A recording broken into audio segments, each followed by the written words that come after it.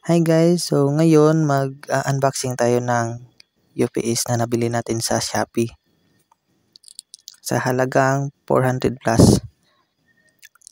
7,800 mAh ang napili nating bilhin. Ngayon, bubuksan na natin ito. At tingnan natin itong laman.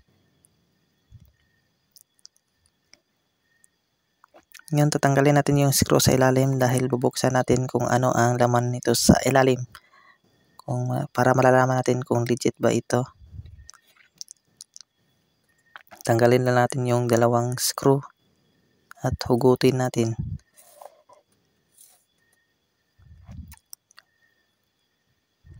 Ayan, makikita natin yung loob. Ito ang mukha ng loob niya.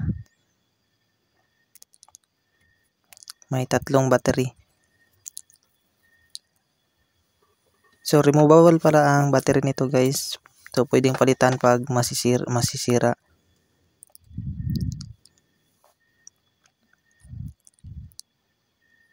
Goods na to para sa wifi natin.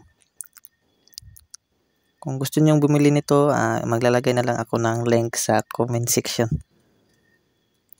Okay, tapos ikabit na natin. Ayan, nakabit na natin.